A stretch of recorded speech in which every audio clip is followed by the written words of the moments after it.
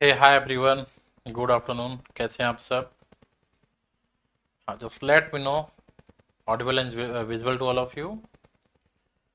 हाँ जी, आवाज़ आ रही है प्रॉपर? दिख भी रहा हूँ?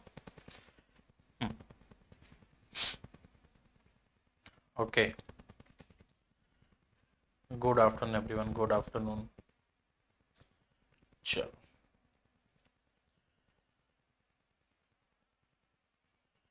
जी जी, बसंत पंचमी की आप सभी को, ठीक है, खूब बधाइयाँ। माँ सरस्वती आशीर्वाद बनाए रखे, आप सबका सिलेक्शन हो। चलो ठीक है। तो आज हम इकोनॉमिक सर्वे स्टार्ट कर रहे हैं। इकोनॉमिक सर्वे की मुझे लगता है कि 6-7 क्लासेस तो जाएंगी, ठीक है। और इकोनॉमिक सर्वे इसलिए इम्पोर्टेंट है क्योंकि आपने अगर पूरे साल का करंट नहीं भी पढ़ा है तो आपको एग्जैक्ट करंट मिल जाता है, पहली चीज़। दूसरी बात, इकोनॉमिक सर्वे जो है ना, पिछले 2-3 सालों के सर्वे जो है इन सबका जो है मिक्स रहता है, ठीक है। एक ट्रेंड एनालिसिस होता है जिसके ऊपर यूपीएससी बेसिकली क्वेश्चन पूछता है, ठीक है। तो हमारा ऑब्जेक्टिव क्या है कि इकोनॉमिक सर्वे को अच्छे से कंप्लीट करें। और आपने जो इंडियन इकोनॉमी की मेरी क्लासेस ली होंगी, उस इंडियन इकोनॉमी की क्लासेस में मैंने कुछ चैप्टर जो है छोड़े थे, जैसे गरीबी, बेरोजगारी, ये सब, ठीक है। वो सब हम यहीं पे कंप्लीट करेंगे नए डेटा के साथ में, ठीक है। हम्म। तो चलिए आगे बढ़ते। तो इकोनॉमिक सर्वे में मैं आपको बताऊंगा कि ये टोटल करीब 13 चैप्टर्स हैं। मैं आपको दिखा दूं यहाँ पे, ये आपको 13 चैप्टर्स यहाँ पे मिलने वाले हैं। जैसे कि आप देख रहे हैं यहाँ पे अर्थव्यवस्था की स्थिति, ठीक है, मौद्रिक और वित्तीय क्षेत्र, वाह्य क्षेत्र, कीमतें, मध्यम अवधि निवेश, उद्योग, सेवा, कृषि, जलवायु, सामाजिक क्षेत्र, रोजगार, कौशल विकास। आज हम जो बात करेंगे ना, इस वाले टॉपिक पे बात करेंगे, एम्प्लॉयमेंट और अनएम्प्लॉयमेंट वाले टॉपिक पे। क्लियर है? तो आज की क्लास में हम इस वाले टॉपिक पे जो है डिस्कस करने वाले हैं, जो कि 12 नंबर पॉइंट है, ठीक है। इसको हम लोग आज की क्लास में डिटेल में देखने वाले हैं। तो सबसे पहले हम लोग कुछ बेसिक देखेंगे ताकि ये समझ में आए। मान लीजिए, जब हम इंडियन इकोनॉमी की बात करते हैं,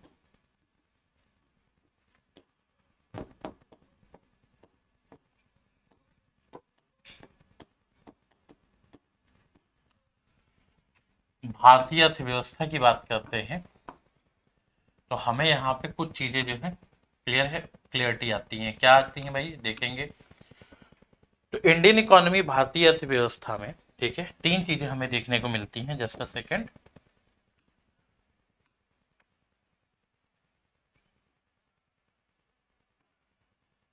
एक शब्द जो हमें देखने को मिलता है, वो देखने को मिलता है रोजगार, ठीक है।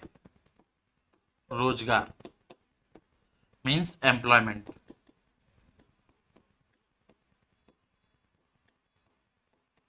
दूसरा देखने को मिलता है बेरोजगारी, बेरोजगारी, unemployment.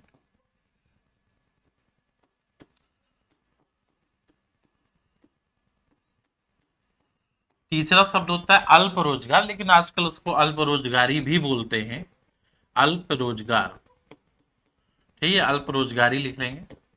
Under employment, under employment.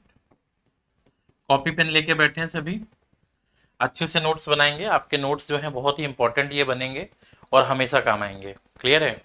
हाँ, तो कृपया करके नोट्स जो है अच्छे से बनाएंगे ताकि अच्छे से काम आ जाए। अब यहाँ पे देखेंगे बच्चों, बोला जाता है कि रोजगार, बेरोजगारी, अल्प रोजगार में क्या अंतर है। सबसे पहली बात मैं आपको बताऊं, बोला जाता है कि मान लो यदि कोई सक्षम व्यक्ति, ठीक है, सक्षम व्यक्ति, ठीक है, इफ अ कैपेबल पर्सन,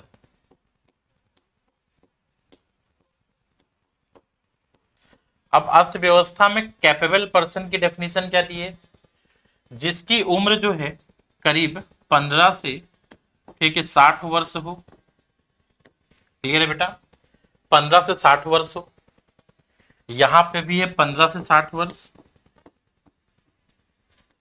और यहां पे भी मान लो 15 से 60 वर्ष है, ठीक है। और वो डिमांड फॉर वर्क कर रहा है, मतलब रोजगार की मांग कर रहा है, रोजगार की मांग। अच्छा, या एक बात और रखेंगे, 15 से 60 वर्ष के साथ साथ मानसिक और शारीरिक रूप से क्या हो, कुशल हो। ठीक है, यहां पे लिखेंगे बेटा मानसिक और शारीरिक रूप से सक्षम, मानसिक एवं, ठीक है, मानसिक एवं शारीरिक रूप से सक्षम। ठीक है, सेम हो जाएगा mentally and physically, mentally and, clear है, फिजिकली कैपेबल। अब अगर कोई पर्सन मेंटली और फिजिकली कैपेबल है, are you getting this point, अगर कोई पर्सन मेंटली और फिजिकली कैपेबल है और 15 से 60 वर्ष के बीच का है, और यदि वो डिमांड फॉर वर्क कर रहा है, मतलब रोजगार की मांग, डिमांड फॉर वर्क। अब मान लो कि वो कैपेबल भी है और डिमांड की मांग भी, मतलब रोजगार की मांग भी कर रहा है। Just a second,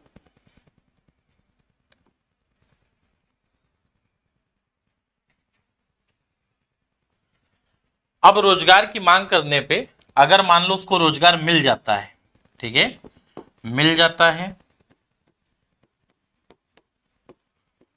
getting work,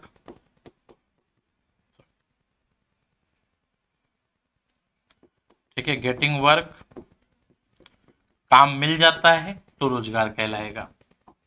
आई बात समझ में? यदि काम नहीं मिलता है, ठीक है, हाँ, काम नहीं मिलता है,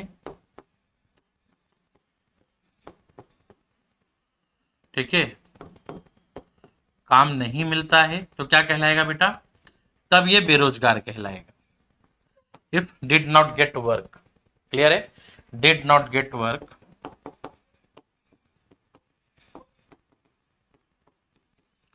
तो फिर वो क्या कहलाएगा, बेरोजगार कहलाएगा। लेकिन मान लो अगर काम मिल रहा है लेकिन उसकी स्किल के हिसाब से नहीं मिल रहा है, क्लियर है, उसकी स्किल के हिसाब से नहीं मिल रहा है, उसकी कुशलता के अनुरूप नहीं मिल रहा है, और या तो काम मिल रहा है लेकिन पर्याप्त समय के लिए नहीं मिल रहा है, क्लियर है। अब यहां पे आप लिखेंगे, ठीक है, कार्य या तो कुशलता के अनुरूप नहीं है, या कार्य पर्याप्त समय के लिए नहीं मिल रहा, तो क्या कहलाएगा बेटा, अंडर एम्प्लॉयमेंट कहलाएगा। क्या कहलाएगा, अंडर एम्प्लॉयमेंट कहलाएगा। यहां पे हम क्या लिखेंगे, काम तो मिल रहा है, ठीक है, और कुशलता के अनुरूप मिल रहा है, कुशलता के अनुरूप मिल रहा है, और ठीक है, पर्याप्त समय के लिए मिल रहा है, पर्याप्त समय, ठीक है, तो अकॉर्डिंग टू, ठीक है, स्किल, अकॉर्डिंग टू स्किल, ठीक है, एंड फॉर, ठीक है, sufficient time period, sufficient time period, तो वह व्यक्ति क्या कहलाएगा, रोजगार कहलाएगा। ठीक है, हाँ, अब मैं समझा दे रहा हूं। मान लो अगर आपसे कभी कोई पूछे कि रोजगार क्या है या रोजगार की परिभाषा क्या है, तो आप लिखोगे यदि एक सक्षम व्यक्ति के द्वारा, ठीक है, जो 15 से 60 वर्ष की आयु के बीच में है और जो मानसिक और शारीरिक रूप से सक्षम है, मेंटली एंड फिजिकली कैपेबल है, तो उसके द्वारा अगर रोजगार की मांग की जाती है, उसे रोजगार मिल जाता है, उसकी कुशलता के अनुरूप मिलता है, पर्याप्त समय के लिए मिलता है, तो वो रोजगार कहलाएगा। क्या क्लियर हुआ? बहुत इजी वे में मैंने आपको समझाया है। यदि अब पूछेगा बेरोजगारी क्या होती है, बेरोजगारी में क्या होता है कि एक सक्षम व्यक्ति जब रोजगार की मांग कर रहा है लेकिन उसे काम नहीं मिलता तो बेरोजगार कहलाएगा। अब आपसे कभी पूछ ले कि अल्प रोजगारी या अंडर एम्प्लॉयमेंट क्या कहलाता है, तो फिर आप बोलोगे एक सक्षम व्यक्ति जो 15 से 60 साल के बीच में है, if a capable person, mentally and physically capable person, ठीक है, between 15 to 60 year age, clear है, demand for the work, clear है, बट गेटिंग द वर्क, ठीक है, but not getting work according to their skill, और ठीक है, for a proper time period, तो उस कंडीशन में the person is consider as the अल्प रोजगार। Are you getting this point? तो फिर हम उसे अल्प रोजगारी में लाएंगे, हम उसे अंडर एम्प्लॉयमेंट में लाएंगे, क्योंकि उसे ना तो उसके स्किल के हिसाब से। तो एक उदाहरण ले लेते हैं, मान लीजिए कोई व्यक्ति है, वो बहुत स्किल्ड है, उसने पीएचडी का किया है, पीएचडी का किसी सब्जेक्ट में रिसर्च किया है, बट दिस टाइम ठीक है वो एक जनरल क्या कर रहा है, कहीं पे जाके किसी की टेस्ट कॉपी चेक कर रहा है। अब पीएचडी किया हुआ व्यक्ति अगर ग्रेजुएशन के बच्चों की या 11-12 के बच्चों की कॉपी चेक कर रहा है, ठीक है, उसे यही काम मिला है, तो इसका मतलब उसके स्किल के हिसाब से नहीं मिला, क्योंकि वो तो रिसर्च स्टूडेंट है ना, उसको स्किल के हिसाब से मिलना चाहिए। और या तो मान लो कि उसको पर्याप्त मतलब साल भर के लिए काम नहीं मिला, साल में 2 महीने काम मिलता है, 3 महीने काम मिलता है। जैसे आप देखो हमारे यहाँ कैटरिंग वाले, जब लगन का टाइम, शादी का टाइम आता है तो दे गॉट द वर्क, क्लियर है, उसके बाद फिर वो बेरोजगार हो जाते हैं, तो वो अल्प रोजगार में आएंगे। मतलब उनको काम तो मिलता है बट नॉट फॉर द, ठीक है, फुल टाइम पीरियड, ठीक है, they got the work for the limited time period, तो that all the person consider under the अल्प रोजगारी। Are you getting this point? All clear? अभी तुमको डेफिनेशन में कोई इश्यू तो नहीं होगा? सक्षम व्यक्ति की, कैपेबल पर्सन की डेफिनेशन भी क्लियर हो गई। रोजगार की मांग, बिना रोजगार की मांग किए व्यक्ति हमारे यहाँ पे बेरोजगारी में नहीं आता। जैसे भारत में ऐच्छिक बेरोजगारी को बेरोजगारी नहीं माना जाता है। क्यों नहीं माना जाता है? भारत में ऐच्छिक बेरोजगारी को बेरोजगार में नहीं शामिल किया जाता। क्यों नहीं शामिल किया जाता बेटा? इसके पीछे क्या रीजन है, कोई बताएगा मुझे? ठीक है, अगर आपने कभी इसके बारे में सुना हो तो। देखो अभी मैं एक चीज और बता दूं आपको, लिख लो पहले, ठीक है, लिख लिया है ना? हाँ, सभी ने लिख लिया, अल्प रोजगार ये सब।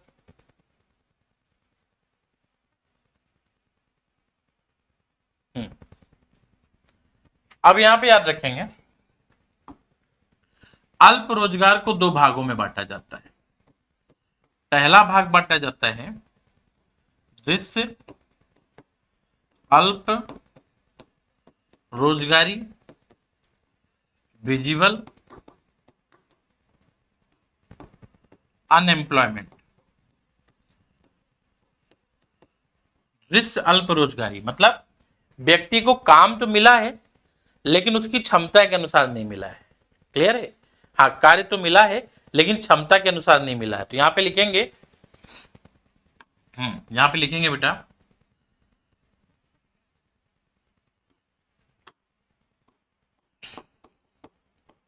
व्यक्ति कार्यरत है, ठीक है, लेकिन कार्य उसकी क्षमता से कम है, ठीक है, लेकिन कार्य उसकी क्षमता से कम है। दूसरा आ जाता है इसी में, याद रखेंगे, दूसरा यहां पे आ जाता है जो कि माना जाता है अदृश्य अल्प रोजगार।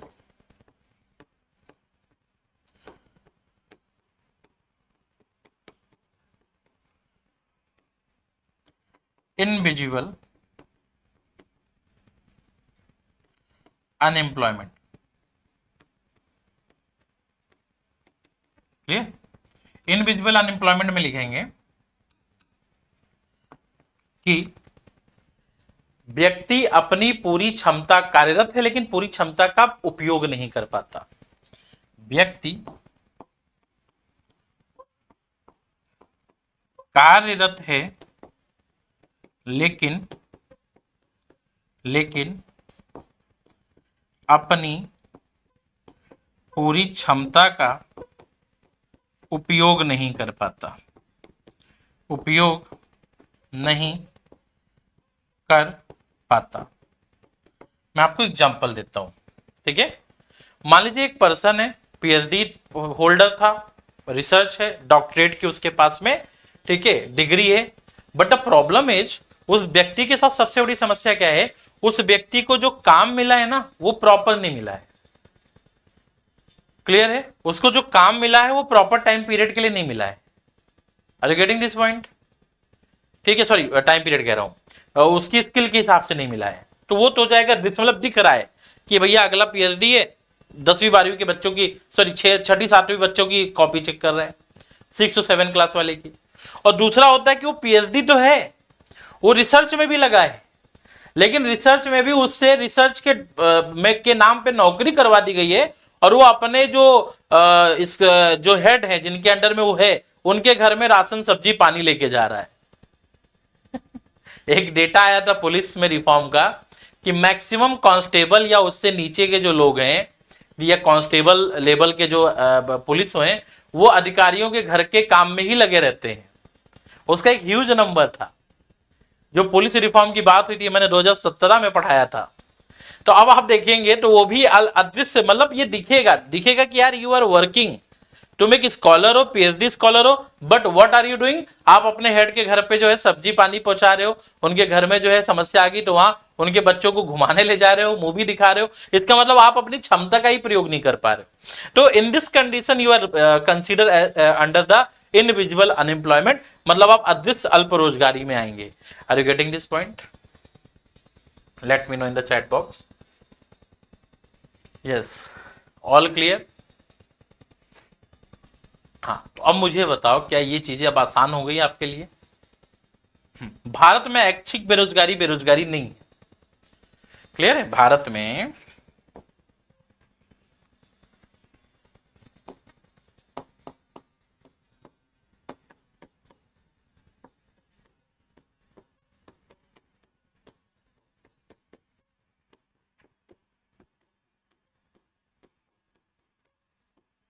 बेरोजगारी में शामिल नहीं। डिजायर्ड अनएम्प्लॉयमेंट, ठीक है, in India is not consider under the unemployment. Which unemployment? Desired. क्यों नहीं है बेटा? There are some conditions, because मैं आपको दो एग्जांपल देता हूं। अभी कुंभ मेला चल रहा है, क्या कुंभ में हमारे बहुत से बाबा लोग हैं? हाँ, वो कार्य नहीं करना चाहते क्योंकि उनका अपना एक अलग जीवन चल रहा है, तो वे ऐच्छिक रूप से कार्य नहीं करना चाह रहे। ठीक है, मतलब वो आर्थिक गतिविधि में से हैं, कहीं ना कहीं आर्थिक गतिविधि में लगे हुए हैं, but they are not getting, you know, they are not, क्योंकि अगर आप रोजगार की मांग करोगे तभी तो आओगे, रोजगार की मांग नहीं कर रहे। उसी प्रकार से दूसरा एक एग्जाम्पल मैं आपको देता हूं, ठीक है, बहुत ही अच्छा एग्जाम्पल दे रहा हूं बच्चों। हमारे यहाँ पे मान लीजिए कि कोई महिला है, ठीक है, मान लीजिए विवाहित महिला, ठीक है, मैरिड वुमेन, ठीक है, विवाहित महिला, मैरिड वुमेन, ठीक है। अब मान लीजिए कि इसकी ये जो विमेन है ये सॉफ्टवेयर इंजीनियर है, और इसने अपनी सॉफ्टवेयर आईटी की डिग्री इसके पास थी। जब इसने अपना कोर्स कंप्लीट किया तो working for the Infosys, but ठीक है, जब इनका विवाह हुआ तो इनके ससुराल में था कि लड़कियां हमारे यहाँ काम नहीं करेंगी। तो इच्छा तो है लेकिन काम नहीं करना चाहते, इच्छा तो है लेकिन काम नहीं करना चाहते। तो इस कंडीशन में अगर आप, सॉरी, इच्छा है काम करने की लेकिन काम कर नहीं सकते, just because of the some social conditions, that's why they all are consider under the, ठीक है, डिजायर्ड अनएम्प्लॉयमेंट, और इनको हम अनएम्प्लॉयड नहीं मानेंगे। ठीक है, हाँ, क्या यहां तक समझ में आया? नाउ लेट मी नो, क्या यहां तक क्लियर हुआ? अब कॉपी में देखो और मुझे बताओ कि सारी चीजें स्टेप बाय स्टेप क्लियर हो गई।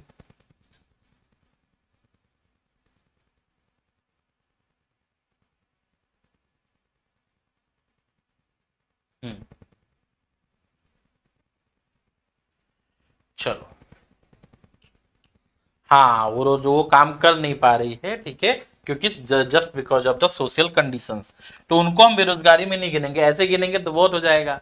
जाके पूछ लो माइक लगा के, कहा बिटिया रोजगार करना चाहती हो? बिटिया रोना शुरू, हाँ हम तो पहले इन्फोसिस में काम करते थे, हमारा लाइफ स्टाइल था, लेकिन हमारे सास ससुर नहीं चाहते। ऐसे तो कितना बेरोजगार हो जाएगा, तो उनको कंसीडर नहीं करेंगे। ठीक है, अब आइए 3 टर्म हम लोग कंप्लीट करते हैं।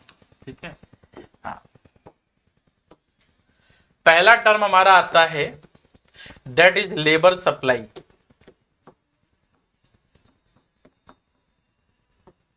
लेबर सप्लाई, श्रम आपूर्ति। दूसरा टर्म हो जाएगा हमारा लेबर फोर्स,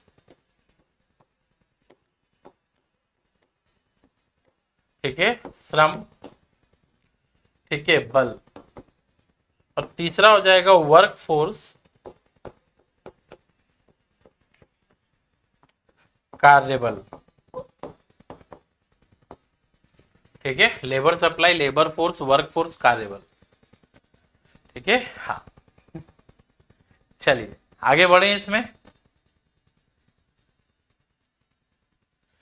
ऐच्छिक मतलब बेटा वो अब इच्छा से बेरोजगार हैं। मांग करनी चाहिए ना, रेवोल्यूशनरी होना चाहिए ना। खैर मैं आप लोगों को सिखा नहीं रहा हूं कि आप लोग रेवोल्यूशनरी हो, ठीक है, और मेरा इस प्रकार के किसी भी शब्द से कोई भी, ठीक है, नाता नहीं है। लेबर सप्लाई, ठीक है, अब मुझे बताइए, ठीक है। हाँ, देखो, क्या एक व्यक्ति, मान लीजिए एक व्यक्ति जो है, ठीक है, वह 8 घंटे प्रतिदिन काम करता है, ठीक है, कितने घंटे कार्य करता है? 8 घंटे, 8 आवर्स, ठीक है, per day he is doing work, ठीक है, 8 घंटे जो है प्रतिदिन कार्य करता है। क्लियर है? ये मान लो 8 घंटे का हमने एक कार्य दिवस माना, तो अगर इसने पूरे 8 घंटे काम किया, ठीक है, अगर इसने पूरे 8 दिन कार्य किया, ठीक है, कार्य किया, ठीक है, इफ वर्किंग फॉर, ठीक है, full 8 days, sorry full, sorry 8 घंटे, ठीक है, हाँ, फुल 8 आवर्स, तो उसे हम कहेंगे लेबर श्रम आपूर्ति, कुल श्रम आपूर्ति, ठीक है, हाँ, तो उसे हम क्या कहेंगे? कुल श्रम आपूर्ति। आई बात समझ में? कुल श्रम आपूर्ति। मान लीजिए कि अगर आप अपने ऑफिस में काम कर रहे हैं, ठीक है, आपकी जॉब लग गई है, आपकी जॉब है सुबह 10 बजे से शाम को 5 बजे तक, आप 10 से 5 पूरे टाइम काम करते हैं तो आपका कुल श्रम आपूर्ति जोड़ा जाएगा। लेकिन अगर आप आधे घंटे काम करते हैं तो इसे कहेंगे हाफ डे वर्क, मतलब आधे दिन का श्रम आपूर्ति आपने किया है। तो श्रम आपूर्ति समझ में आ गई। एक व्यक्ति के द्वारा एक मानव दिवस में, मानव दिवस मतलब एक दिन में जो कार्य करने की जो आवर्स हैं, ठीक है, उसमें आपने कितना कार्य किया है, उसे हम कहते हैं लेबर, ठीक है, सप्लाई मतलब श्रम आपूर्ति। क्या ये समझ में आया जी? दूसरा अगर आप देखेंगे बेटा, तो यहीं पे आता है दूसरा, जिसमें हम लेबर फोर्स लेकर आते हैं। लेबर फोर्स में आ जाता है कि भाई जो कार्यशील या कार्य करने के इच्छुक व्यक्ति हैं उनकी कुल संख्या, ठीक है, मतलब इसमें 2 लोग आ जाएंगे, ठीक है, कार्य की मांग करने वाले, इसमें 2 लोग आ जाएंगे, जिनको कार्य मिल गया है, ठीक है, मतलब जिनको जॉब मिल चुका है, ठीक है, वर्किंग पीपल्स, और ठीक है, सर्चिंग फॉर द जॉब मतलब अभी भी ठीक है, कार्य की खोज में है, ठीक है, तो जॉब सर्चिंग पीपल, इन दोनों को अगर हम जोड़ दें तो इसी को हम कहते हैं लेबर फोर्स। तो लेबर फोर्स में वो सभी व्यक्ति आ जाएंगे, ठीक है, जो काम की मांग कर रहे हैं, ठीक है, एथिक्स के नोट्स में भेज दूंगा बेटा आज, ठीक है, जो कार्य की मांग कर रहे हैं, सोशियोलॉजी के notes will provide, don't worry, ठीक है, जो कार्य की मांग कर रहे हैं और कार्य की मांग करने वाले लोग हैं जिनको कार्य मिल गया है और अभी भी कार्य की खोज में है। आ गई बात समझ में? यहां तक ठीक है। मान लो मैं हूं और मुझे कार्य की मांग है और मुझे काम मिल गया, और मान लो कि मेरा भाई है, उसे भी कार्य की मांग है लेकिन उसे काम नहीं मिला, तो हम दोनों लेबर फोर्स में आएंगे। तो लेबर फोर्स में एम्प्लॉयड अनएम्प्लॉयड दोनों आते हैं, ठीक है, एम्प्लॉयड और अनएम्प्लॉयड दोनों आते हैं। बस कंडीशन क्या होनी चाहिए? सक्षम व्यक्ति होना चाहिए 15 से 60 वर्ष और मेंटली और फिजिकली, ठीक है, कैपेबल होना चाहिए। ये तो हो गया लेबर फोर्स। अब आते हैं वर्क फोर्स में। वर्क फोर्स का बस एक ही डेफिनेशन है, वर्क फोर्स इक्वल टू, ठीक है, वर्क फोर्स इक्वल टू, ठीक है, लेबर फोर्स से जब आप अनएम्प्लॉयड लोगों को हटा देते हैं ना, ओनली एम्प्लॉयड पीपल्स, मतलब only employed oblique working people, ठीक है, केवल, ठीक है, रोजगार, ठीक है, रोजगार पाने वाले, रोजगार पाने वाले, या फिर, ठीक है, या फिर हम कह सकते हैं ऑब्लिक कार्यशील जनसंख्या, ठीक है, इसे हम शुद्ध टर्म में क्या बोलेंगे, कार्यशील जनसंख्या। आई बात समझ में? इन्हें हम क्या कहेंगे, कार्यशील जनसंख्या, वर्किंग पॉपुलेशन, वर्किंग पॉपुलेशन। क्या यहां तक समझ में आया?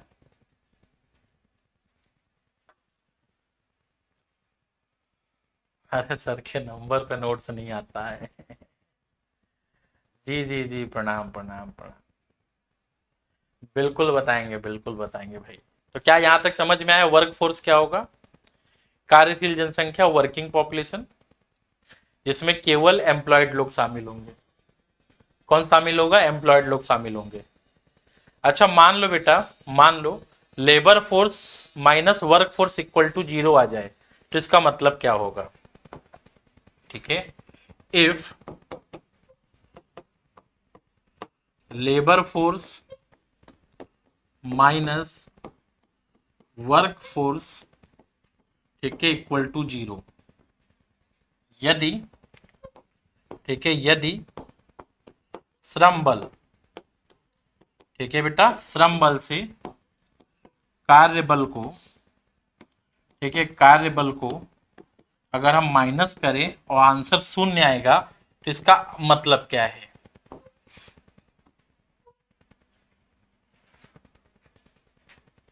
बताओ। हाँ, इसका मतलब क्या है? ठीक है, ऑलरेडी बता दिया गौरी।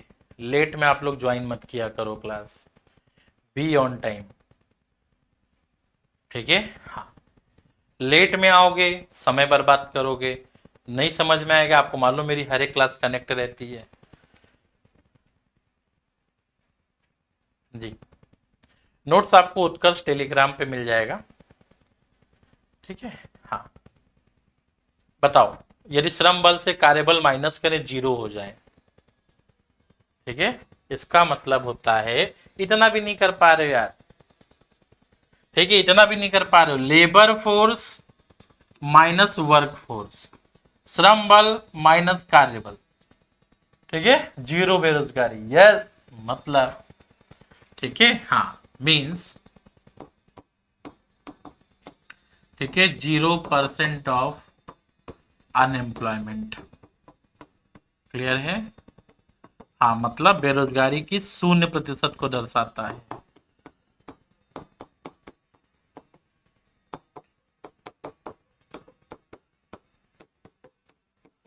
ठीक है, अर्थात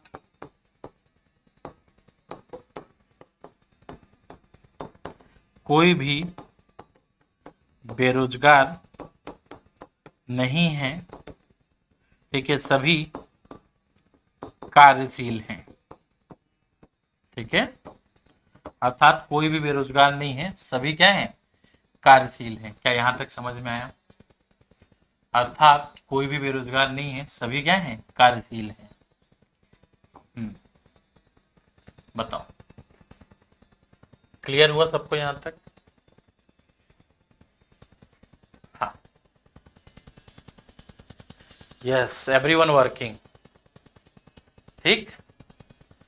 अब नाउ सी, ठीक है, क्या मैं कह सकता हूं बेरोजगारी जो है श्रम बल और कार्यबल के मध्य का अंतर है, ठीक है, अर्थात बेरोजगारी श्रम बल एवं कार्यबल के मध्य का अंतर है, ठीक है। हाँ, means unemployment, unemployment is a difference between, is a difference between, ठीक है, लेबर फोर्स एंड वर्कफोर्स। ठीक है, तो क्या हम लोगों ने क्लास में ही इसको प्रूव कर दिया? सबको सभी चीजें समझ में आ गई?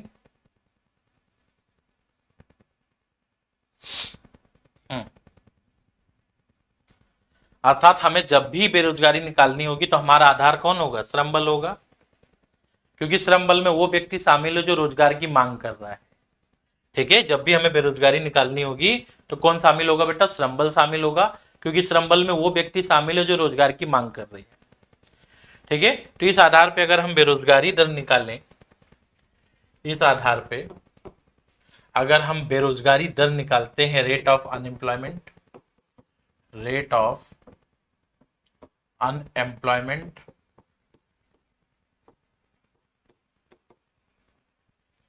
इस आधार पे यदि हम बेरोजगारी दर निकालते हैं, इस आधार पे यदि हम बेरोजगारी दर निकालेंगे तो क्या इंपैक्ट आएगा? क्या हम लोग बेरोजगारी दर के लिए डेफिनेशन लिख सकते हैं?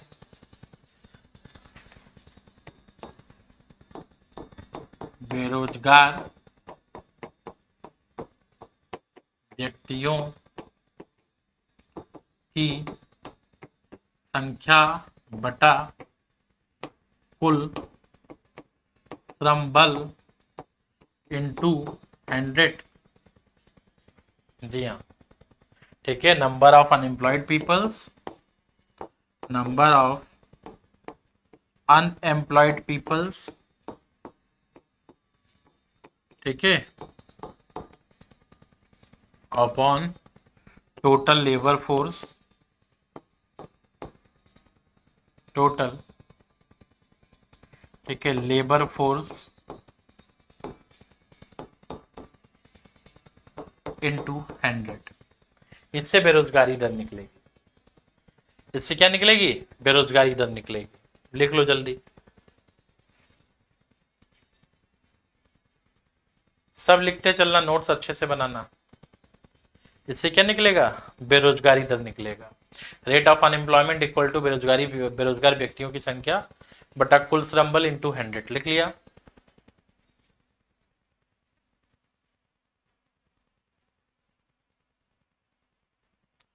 हाँ,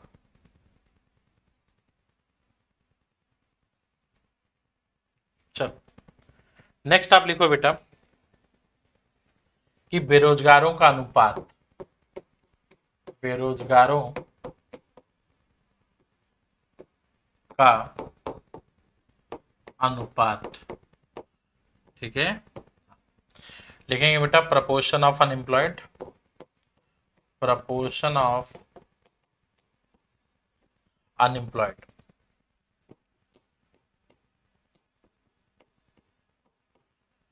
अब जब हम इसको निकालते हैं तो इसमें हम लिखते हैं बेरोजगारों की संख्या, ठीक है, हाँ, बटा 15 वर्ष से अधिक। अब यहां पे हमने कुल जनसंख्या ले लिया है, श्रम बल नहीं लिया, कुल जनसंख्या जो 15 साल से ऊपर है, इंटू 100।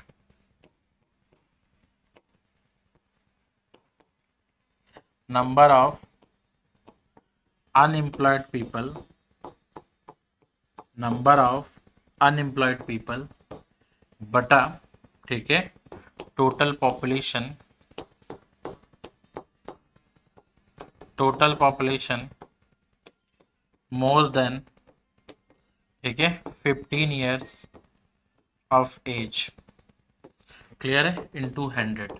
तो here you get the proportion, ठीक है, हाँ, क्लियर है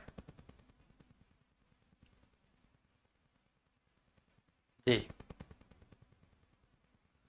महेश बाबू क्लास अगर शुरुआत से की हो तो इसका आंसर मिल जाता। ये सब ना, ये क्या कहते हैं, मजाक वाले क्वेश्चन है, ठीक है, हाँ, ये सब मजाक वाले क्वेश्चन है, ठीक है। तो ये चीज़ आपको जो है, ठीक है, ये आपकी लाल लाली वाली क्लास थोड़ी ना है, ठीक है। सब मजाक वाले क्वेश्चन, अगर आप स्टार्टिंग में आए होते तो आपको पता चल जाता कि बेरोजगार में क्या कैसे क्या आता है, क्या नहीं आएगा, क्या आएगा, बहुत कुछ हो गया है क्लास में। चलिए, श्रम बल भागीदारी दर, श्रम बल भागीदारी दर, श्रम बल भागीदारी दर, ठीक है, लेबर फोर्स पार्टिसिपेशन रेट,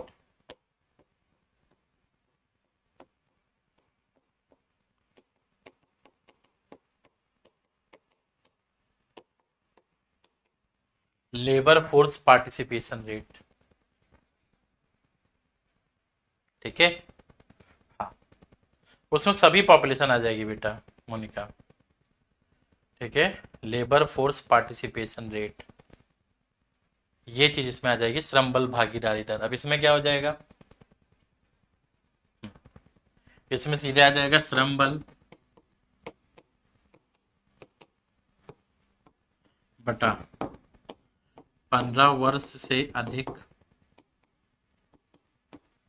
की कुल जनसंख्या। नॉर्मली क्या होता है, टीचर लिख देते हैं कुल जनसंख्या, लेकिन वहां गलत है। क्यों? क्योंकि वो 15 वर्ष से अधिक नहीं लिखते, हम 15 से नीचे कभी नहीं जाते बेटा, ठीक है। लेबर फोर्स, ठीक है, हाँ, मतलब लेबर फोर्स मतलब जो लोग काम मांग रहे हैं और काम मिल चुका, नहीं मिला है, दोनों आ जाएंगे, ठीक है। हाँ, लेबर फोर्स बटा, ठीक है, पॉपुलेशन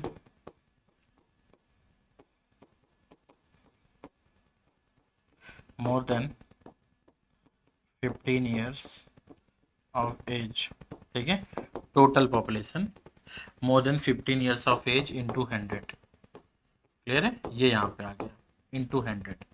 तो यहाँ से आपका श्रम बल भागीदारी दिखेगा, ये बताएगा कि कुल जनसंख्या में से कितने लोग जो हैं काम कर रहे हैं, कुल जनसंख्या में से कितने लोग जो हैं, ठीक है, लेबर फोर्स हैं जो काम की मांग कर रहे हैं, ठीक है। अर्थात कुल जनसंख्या, ठीक है, कुल जनसंख्या, और ब्रैकेट में लिख देंगे 15 वर्ष से अधिक, कुल जनसंख्या 15 वर्ष से अधिक के लोग जो, ठीक है, जो कार्य की मांग कर रहे हैं, ठीक है। हाँ, ये चीज आ जाएगी, ठीक है। हाँ जी, बाल श्रमिक हो जाएगा। ऑल क्लियर जी। तो ये हो गया श्रम बल भागीदारी, ठीक है। अब बात करते हैं कार्यबल भागीदारी, ठीक है, कार्यबल भागीदारी देखेंगे बेटा, कार्यबल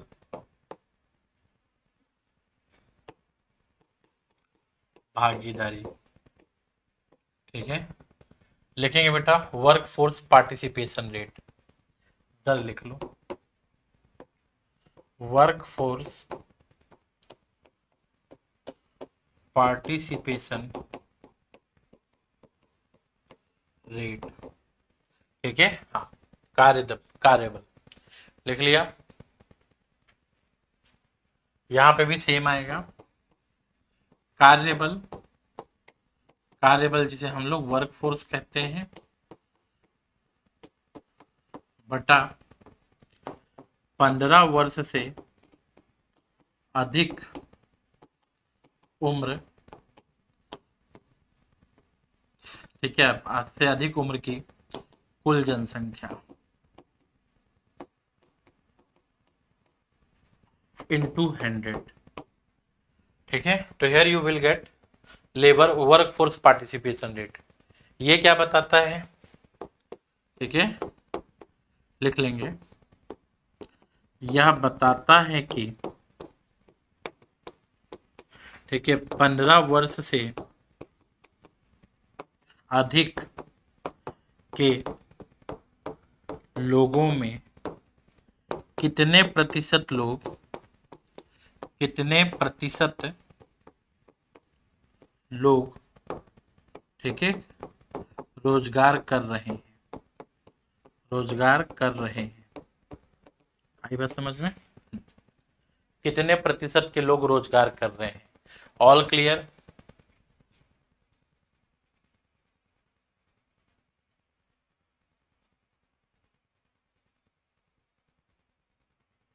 सबको समझ में आ गया?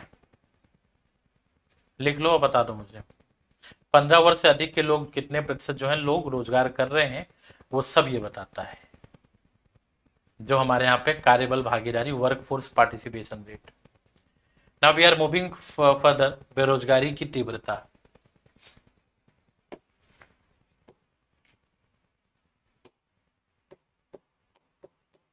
बेरोजगारी की तीव्रता, ठीक है, लिखेंगे employment intensity, employment intensity, clear है? एम्प्लॉयमेंट इंटेंसिटी, बेरोजगारी, ठीक है, की तीव्रता। लिखेंगे बेटा वास्तविक जीडीपी के प्रति लाख पर, ठीक है, कार्यरत जनसंख्या, ठीक है, वास्तविक जीडीपी के प्रति लाख, प्रति लाख समझ रहे हैं ना, ठीक है, कार्यरत या रोजगार प्राप्त जनसंख्या, कार्यरत या फिर ऑब्लिक रोजगार प्राप्त जनसंख्या। अब जरा मान लीजिए क्या बेटा, ठीक है, इस पे किस प्रकार से क्वेश्चन पूछा जाएगा? They directly ask what is labour force participation rate, 4 point दे देंगे। What is work force, 4 point दे देंगे। क्लियर है? ये डायरेक्ट एग्जैक्ट ये क्वेश्चन आते हैं, बिल्कुल एग्जैक्ट सॉल्व होते हैं। ठीक है, गुड आफ्टरनून बेटा। तो वास्तविक जीडीपी आप सभी को मालूम है, तो क्या मैं कह सकता हूं कि हम सब जो आर्थिक गतिविधि कर रहे हैं उसमें हम अपनी जीडीपी को बढ़ाते हैं? क्या किसी देश में जीडीपी का मतलब उत्पादन बढ़ना होता है? उत्पादन उस देश के लोग ही बढ़ाते हैं। तो अगर हम जीडीपी के प्रति लाख पे देख लें कि कितने लोग कार्यरत हैं, ये बताता है हमारे यहाँ पे इंटेंसिटी, एम्प्लॉयमेंट इंटेंसिटी। ठीक है, क्या बताता है बेटा? Employment intensity. All clear?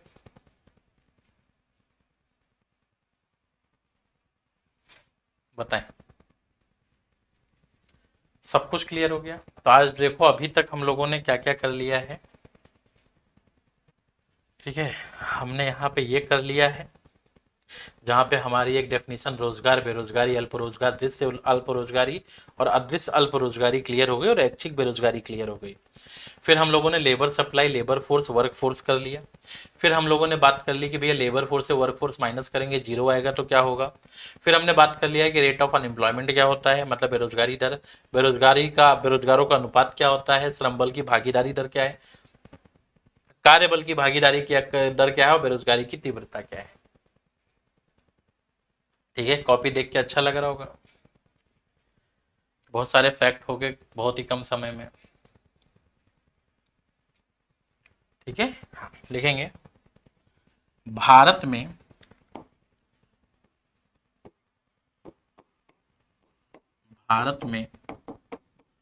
बेरोजगारी मापने के तरीके।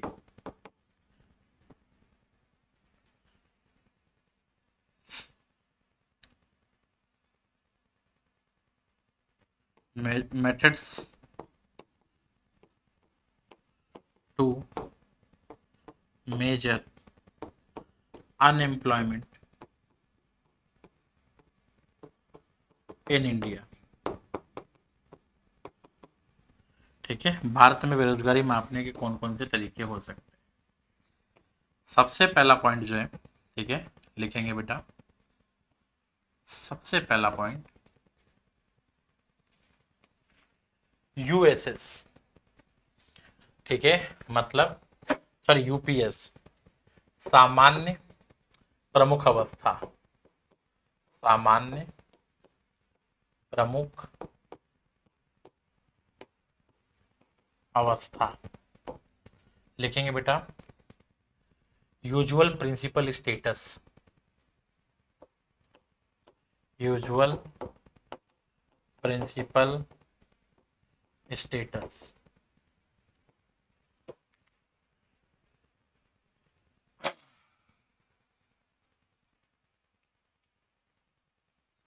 आई बात समझ में?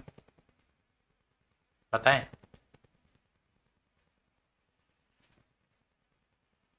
यूजुअल प्रिंसिपल स्टेटस, चलें डिस्कस करें।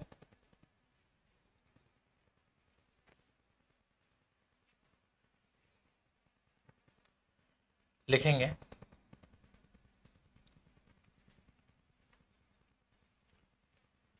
ये जो है दीर्घकाल बेरोजगारी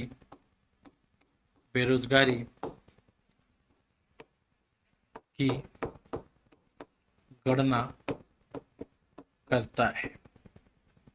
दीर्घकाल बेरोजगारी का मतलब बेटा जो व्यक्ति लंबे समय तक बेरोजगार है, ठीक है। उदाहरण के लिए, ठीक है, उदाहरण के लिए मान लीजिए, ठीक है, किसी व्यक्ति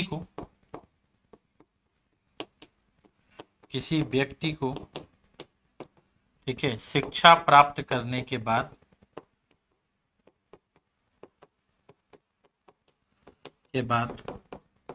लंबे समय तक रोजगार नहीं मिला, लंबे समय तक रोजगार नहीं मिला। मुझे बताइए ऐसे लोग क्या बहुत कम देखने को मिलेंगे?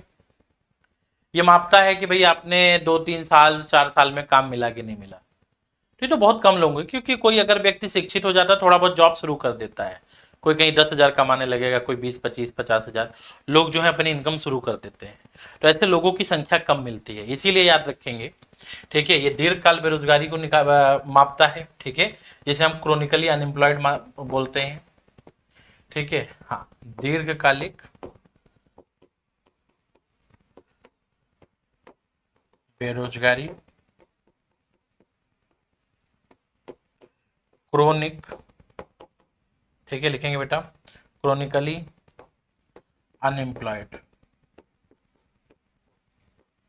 ये क्रोनिकली अनएम्प्लॉयड लोगों को मेजर करता है, ठीक है। और दीर्घ काल तक बेरोजगार मतलब रहने वाले लोगों की संख्या कम होती है, ठीक है। हाँ, तो याद रखेंगे बेटा, तो इसमें अगर आप देखेंगे तो इसमें अगर देखेंगे तो अनुमान बहुत कम होता है, ठीक है। हाँ, इसमें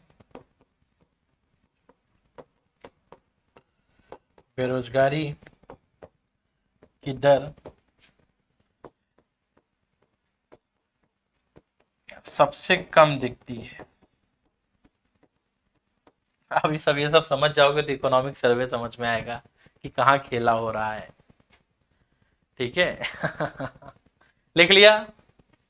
हाँ, लिख लेंगे बेटा, ठीक है।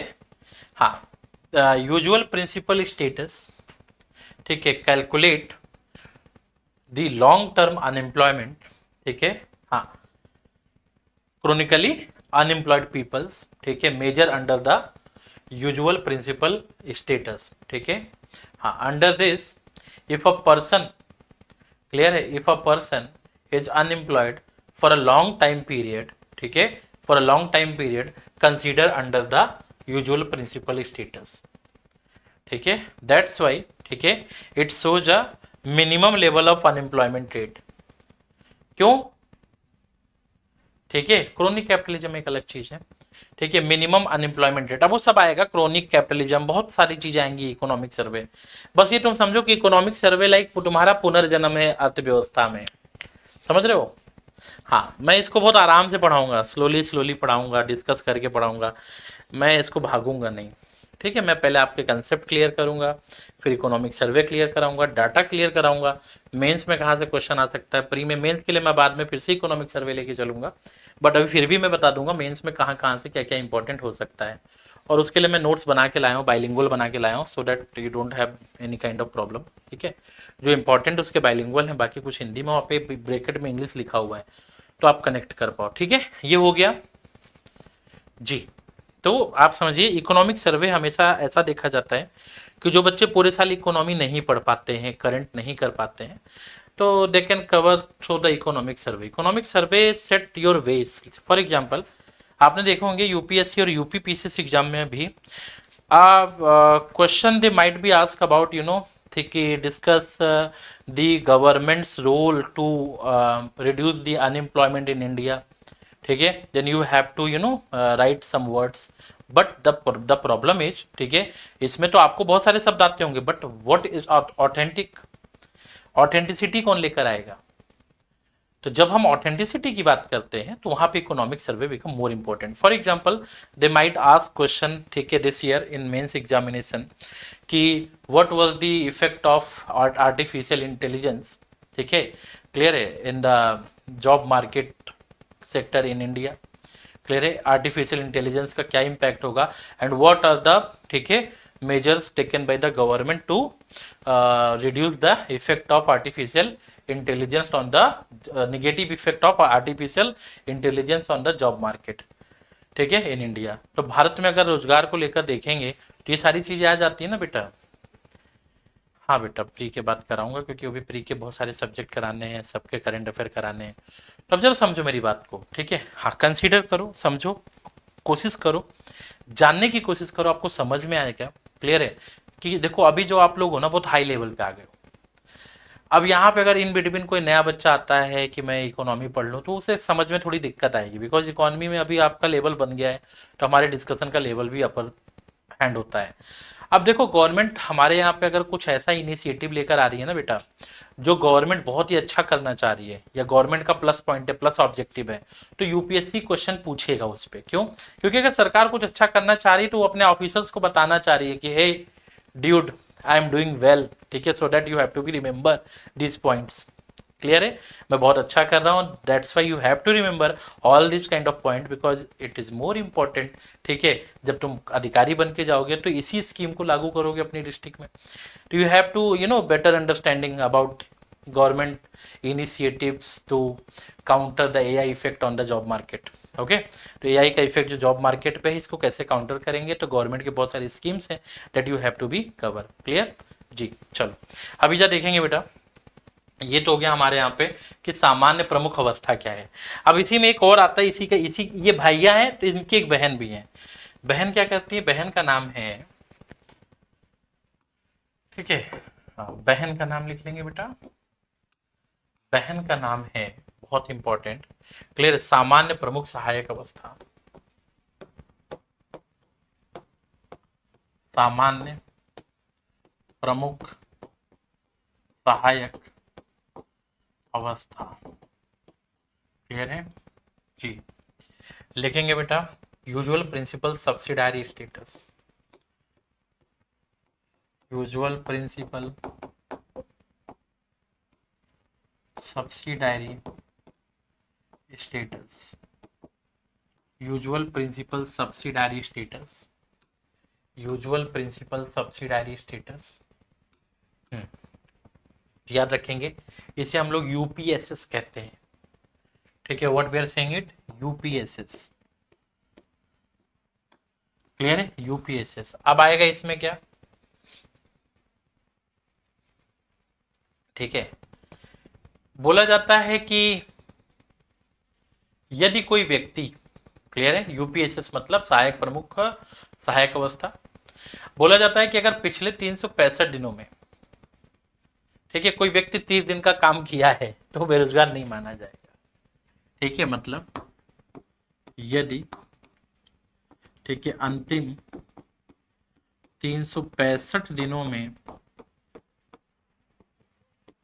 किसी व्यक्ति को 30 दिन का कार्य मिला है तो वह बेरोजगार नहीं होगा। ठीक है, हाँ, ठीक है, यदि 30 दिन से 30 दिन से कम का कार्य मिला है तो बेरोजगार कहलाएगा।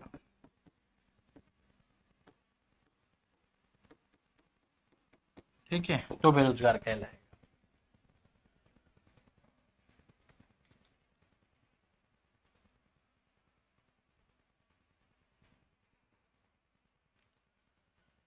सीमा, तुम भी यूट्यूब पे रील्स देख के सोची हो क्या कम उम्र में आईएएस बन के कैबिनेट सेक्रेटरी तक पहुंच जाएंगे? डू यू नो पिछले 10 सालों में 800 आईआरएस ने रिजाइन किया है। ये जो यूट्यूब है और सोशल मीडिया की दुनिया है बहुत आगे ले गई है। सीमा, मैं तो यही कहूंगा कि ये मत सोचो कि कैबिनेट सेक्रेटरी बनना है, ये सोचो अभी कि जितना ज़्यादा ज्ञान ले सको बेटा। ठीक है, कैबिनेट सेक्रेटरी तो आपके भाग्य में होगा तो आप बनोगे, क्योंकि बहुत से लोग कम उम्र में सेलेक्ट होते हैं, वो भी नहीं बन पाते हैं। आपकी सोच सकारात्मक है, लेकिन अभी आपको फोकस करना है मेहनत पे। ठीक है, जितनी ज़्यादा मेहनत कर पाओ, ठीक है, उतना बेटर होगा। चलो लिख लिया ये, बढ़े आगे। तो क्या बेटा इससे डेटा बहुत कम शो होगा? ठीक है, अब बताओ 365 दिन में अगर कोई 30 दिन काम कर रहा है यार, उसको बेरोजगार नहीं मानेंगे? इसका मतलब तो ऐसे तो कई लोग मिल जाएंगे, तो यहाँ पे भी डेटा कम मिलेगा। कम मिलेगा नहीं मिलेगा? जी हाँ, तो एक चीज तो ये हो गया।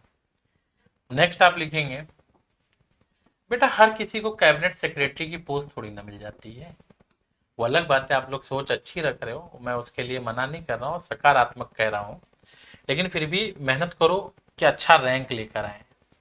ठीक है, उससे भी बेटर काम है करने को। जब तुम नौकरी में जाओगे ना, तब तुमको पता चलेगा यार यहाँ तो बहुत कुछ करने को है। ठीक है, हाँ, सत्ता पावर का नशा, ठीक है, ये चीज जो है निगेटिव इम्पैक्ट डालता है, ये इंटरव्यू में मत बोल देना। वर्तमान साप्ताहिक व्यवस्था, ठीक है, वर्तमान राजनीति तो हर जगह है।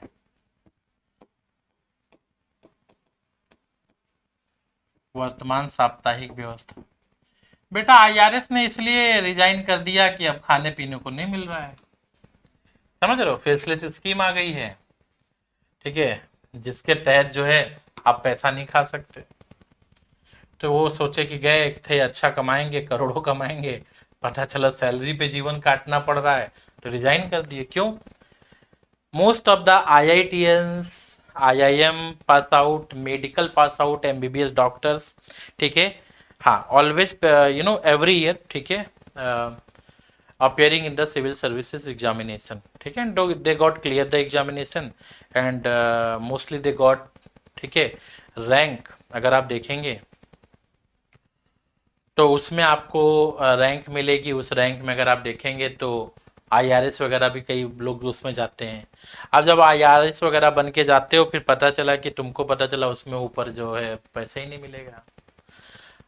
अब जब तुमको ऊपर पैसे ही नहीं कमाने को मिलेंगे, बस तुमको एक सरकारी नौकरी टाइप की रहेगी जहाँ पे एक गाड़ी मिल जाएगी, ठीक है, एक सरकारी ऑफिस होगा, एक सरकारी बंगला होगा और एक सरकारी सैलरी होगी। अब ऊपरी कमाई बंद हो गई। अब तुम सोच के गए थे कि आईआईटी छोड़ के भाई साहब यहाँ पावर रुतबा फलाना धमाका, तो यहाँ पे क्या है कि तुम्हारे ऊपर प्रेशर भी रहेगा, वर्किंग प्रेशर भी रहेगा, और उसके अलावा तुम्हारे पास में पैसा भी नहीं है। ठीक है, फिर तुम एक सरकारी नौकरी पे कोई क्यों रहना चाहता है जब प्राइवेट सेक्टर इतना ज़्यादा पैसा दे रहा है? अगर वही प्राइवेट सेक्टर में होते 4-5 करोड़ का पैकेज पा रहे होते, वहीं पे सरकारी नौकरी में वो 1-1.5 करोड़ का पैकेज लेके क्या करेंगे अगर आगे बढ़ेगी भी तो इन दैट यू नो लोग जो हैं बीच बीच में ही रिजाइन कर रहे हैं, क्योंकि सबको मालूम चल गया कि भैया जो हमारा ऑब्जेक्टिव है फुलफिल नहीं हो पा रहा है। बिकॉज कुछ भी कह लो बेटा, एवरीथिंग इज अबाउट मनी। ठीक है, are you getting this point? Everything is about money. Clear है? बस, बाकी कुछ भी नहीं है जीवन में। वर्तमान साप्ताहिक व्यवस्था लिखेंगे बेटा, current weekly status, current weekly status, ये सब मालूम होना चाहिए बेटा, करंट वीकली स्टेटस ये सब। ठीक है, यूपीएससी की तैयारी करो, बेसिक नहीं मालूम होगा तो मतलब क्या है? ठीक है, हाँ, देखेंगे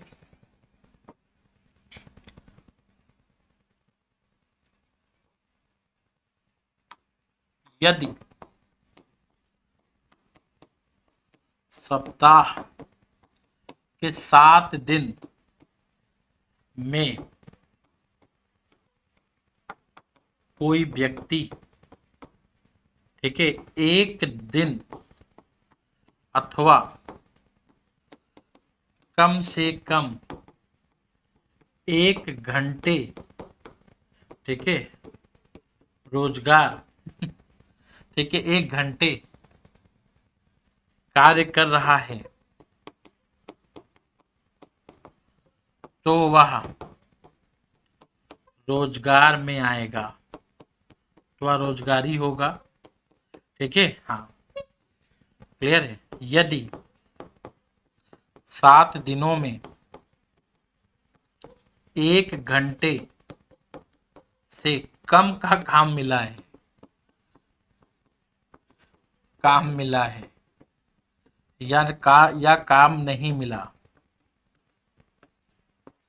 काम नहीं मिला, तो बेरोजगार कहलाएगा।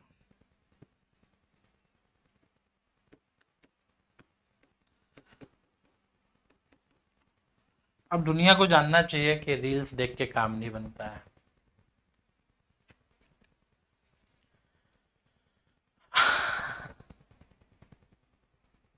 राजनीति में नहीं आना चाहते बेटा, एवरीवन नीड पावर, रुतबा। प्राइवेट नौकरी में रुतबा नहीं है ना, जो रुतबा होगा, नौकर चाकर होंगे, पैसा होगा। क्लियर है ये सारी चीजें, तो लोग इसलिए जॉब में आते हैं, सिंपल सी बात है। तुम में से भी जितने लोग प्रिपेयर कर रहे हो, इसमें से कुछ तो यही चाह रहे होंगे, कुछ क्या 99% चाह रहे होगे, भले ही कुछ बोलो, मन में कुछ भी हो, पहला हाईलाइट यही है। वो नहीं रील्स चलता है, लोगों ने फेमस कर दिया, कैबिनेट सेक्रेटरी कम उम्र में आईएएस बन गए तो पहुंच जाओगे। उन्होंने तो अपना बिजनेस करने के लिए कर दिया, बच्चा मर रहा है इसके पीछे, ठीक है, और पढ़ाते भी नहीं है। सबसे बड़ी समस्या तो यही है, ठीक है, पढ़ाते भी नहीं है और बच्चा मर भी रहा है उनके पीछे, है कि नहीं है? जी हाँ, सिलेक्शन भी नहीं दे पा रहे और बच्चों को सपना दिखा दिए कम उम्र में आईएएस करो, ठीक है, तो ये हो जाएगा, वो हो जाएगा। क्लियर है? हाँ। If a person got work, ठीक है, इफ अ पर्सन एम्प्लॉयड, ठीक है, एम्प्लॉयड फॉर 1 hour और 1 day, ठीक है, इन लास्ट 7 days, देन, ठीक है, person comes under employment, person, ठीक है, consider as employed, consider as employed, ठीक है, उसे एम्प्लॉयड मानेंगे। ठीक है, हाँ। If a person did not get work for more than 1 hour, ठीक है। एक्चुअल में क्या है कि रील्स में भी बोल दिया गया ना कि अगर आप कैबिनेट सेक्रेटरी बनेंगे तो पूरी भारत आपके हाथ में होगा, पीएम तक आपकी कहना मानेंगे। तो बच्चा जो है कह रहा है कि भाई साहब, ठीक है, बवाल करेंगे।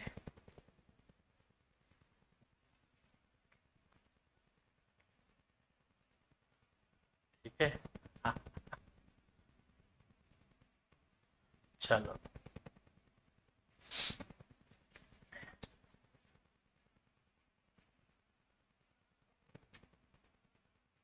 देखो बेटा, रील देख के बनाया हो चाहे ना बनाया हो, ठीक है, मेरी बात समझो।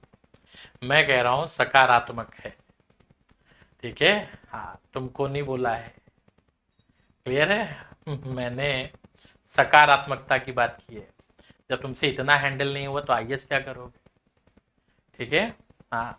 तुम किसी दिन अगर प्रीलिम्स पेपर निकाल लेना तो यहीं पे आके बताना, क्योंकि अब मैं परमानेंट यहीं पे हूँ। ठीक है, सबसे पहली चीज आईएएस की होती है पेशेंस, सहनशीलता। यही नहीं है तो क्या कटल निकलेगा पेपर? चलो, ठीक है, लिखिए।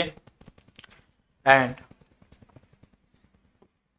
और मैं आईआरएस पे जाके बता रहा था, थोड़ा सा दिमाग लगाया करो। And if a person employed, sorry, ठीक है, if a person did not get employment, ठीक है, if a person did not get employment for 1 hour और, ठीक है, फॉर 1 आवर और, ठीक है, 1 डे, 1 डे इन लास्ट, ठीक है, इन लास्ट 7 days, ठीक है, देन द पर्सन कंसीडर,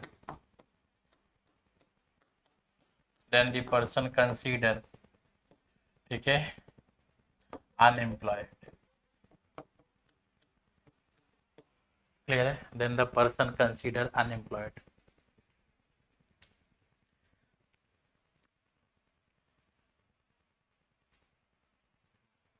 लिख लिया,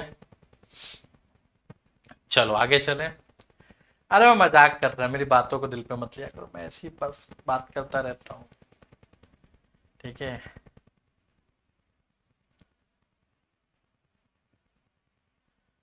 हाँ बिल्कुल, मैंने कहा बोला, तुमको लग रहा है ये जो इतने बच्चे पढ़ रहे हैं ये भी कुछ हासिल करने के लिए पढ़ रहे हैं, ठीक है।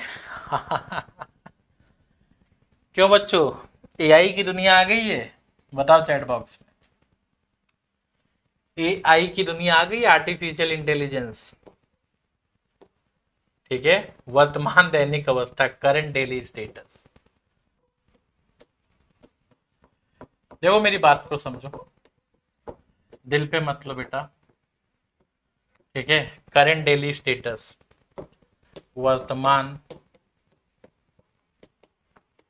दैनिक अवस्था, करंट डेली स्टेटस। देखो, डोंट वरी बेटा, सीमा, सॉरी फॉर दैट, मैं आपको नहीं बोल रहा हूँ, मैं अपने इन स्टूडेंट को समझा रहा हूँ, आपके लिए नहीं है मैसेज, आप जा सकते हो लेक्चर छोड़ के पहले तो। देखो समझो, एआई की दुनिया आ गई है, आज के एआई का प्रयोग करके लोग बहुत आगे जा रहे हैं, बहुत तेजी से आगे जा रहे हैं जी। तो एआई बहुत तेजी से आगे आज के टाइम में है, आज से 8-9 साल बाद क्या होगा, क्या आपको लगता है कितना क्रेज होगा इस जॉब का? Because everything going, you know, these days everything is going more online, ठीक है। और जब ऑनलाइन हो जाता है, जैसे आज अमेरिका देखो, आपने कभी अमेरिका के अधिकारियों को देखा? ठीक है, वो राष्ट्रपति के साथ हाथ मिला रहे हैं, everyone having their own power, ठीक है। लेकिन बेटा वहां ऐसा नहीं है कि कोई अधिकारी पावर के लिए बनता है, ठीक है। They wanted to serve for their nation, क्योंकि वो पावर खत्म होगी, वो पैसा खत्म हो गया, ठीक है। हाँ, आगे बात समझ में? हाँ, तो अब जब समझो, ये मैं अभी आपको बताता हूं, ठीक है। ओपन चैट एआई जो है ना, जिसने चैट जीपीटी बनाया, ठीक है, मैं आपको बताता हूँ, 2 साल पहले उसके मालिक ने कहा था, उससे पूछा गया कि क्या कोई और इसको बना पाएगा भारत में या चाइना में या कहीं, उसने बोला इम्पॉसिबल, हमने इतना पैसा लगाया, इतना किया, और आपको मालूम है बेटा, उससे 95% कम पैसे में उनसे बढ़िया सॉफ्टवेयर बना दिया चाइना ने, ठीक है जी हाँ। ये चीज देखने को मिला, और ये रिफ्लेक्ट कर रहा है कि कोई भी चीज इम्पॉसिबल नहीं है, पॉसिबल है, बट द यू नो, जी हाँ, जितनी तेजी से अगर आप देखेंगे, क्लियर है, सोसाइटी आगे बढ़ रही है, क्लियर है, उस सोसाइटी में चीजें बहुत इंपॉर्टेंट रखती हैं। और आज के टाइम में एआई आने की वजह से लोग इतनी तेजी से पढ़ाई कर रहे हैं, इतनी तेजी से कंटेंट निकाल रहे हैं, आज से 8-9 साल बाद मुझे नहीं लगता कि सिविल सर्वेंट का इतना क्रेज भी होगा, ठीक है। हाँ, तुम पढ़ो बेटा, तुम निकालोगे, जो भी बेटा बेटी हो, ठीक है, निकालोगे, बाकी जो है, ठीक है। हाँ,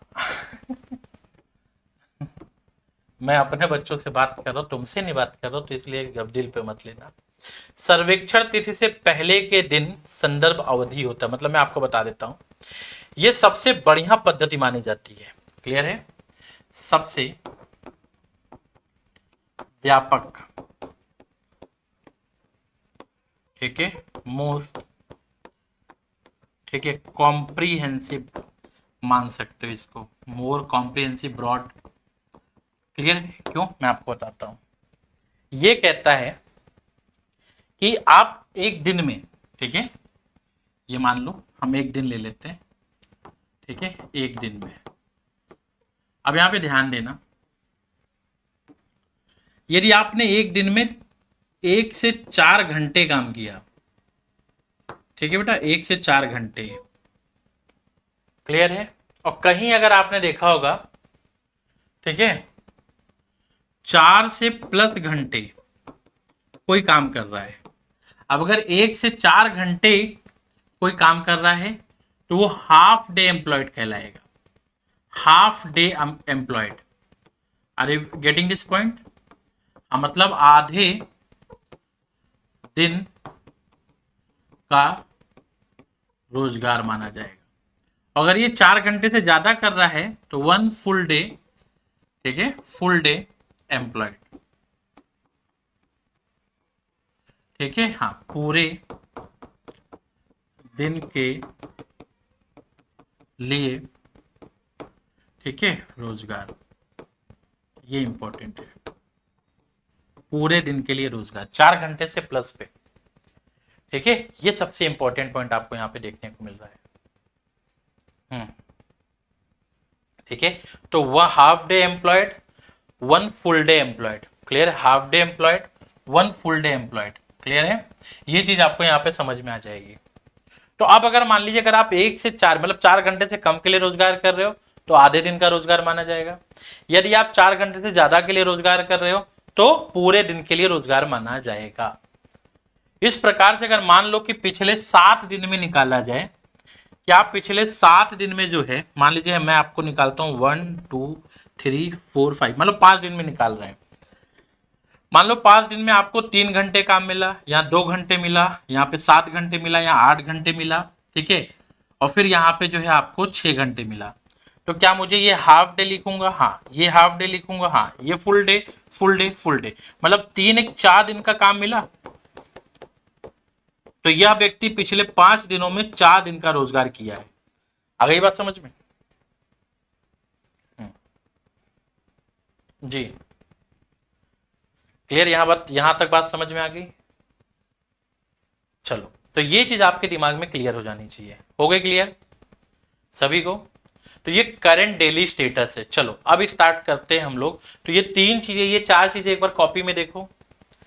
सबसे पहले सामान्य प्रमुख अवस्था, यूजुअल प्रिंसिपल स्टेटस, इसमें क्या होगा दिमाग में रखना, लंबे समय तक जो है काम नहीं मिला है, ठीक है। दूसरा आ जाता है सामान्य प्रमुख सहायक अवस्था, यूजुअल प्रिंसिपल सब्सिडारी स्टेटस, ठीक है, यदि अंतिम 365 दिनों में किसी व्यक्ति को 30 दिन का कार्य मिला है और तो वह, ठीक है, याद रखेंगे, बेरोजगार नहीं है। तो ये 365 में 30 दिन देखता है। और वर्तमान साप्ताहिक व्यवस्था, ठीक है, पिछले 7 दिनों में अगर 1 घंटे का काम मिला तो बेरोजगार नहीं है, ठीक है। और नेक्स्ट अगर आप देखेंगे तो करंट डेली स्टेटस, वर्तमान दैनिक अवस्था यहां पे आ जाती है। अब अगर हम इन सभी चीजों को अगर मिला लें, ठीक है, इन सभी चीजों को अगर देखें तो अब हम आते हैं, ठीक है, अपने इकोनॉमिक सर्वे पे। चले तो देखो, इकोनॉमिक सर्वे में अब आपको नोट नहीं करना, ये नोट्स आपको मिल जाएगा। अब कृपया करके ना क्लास पे थोड़ा ध्यान दें, ठीक है, ताकि हम लोग इसको अच्छे से और कंप्लीट करें, अपने टॉपिक को अच्छे से, ठीक है, कंप्लीट करें। देखो यहाँ पे ध्यान देना बेटा, एक सेकेंड,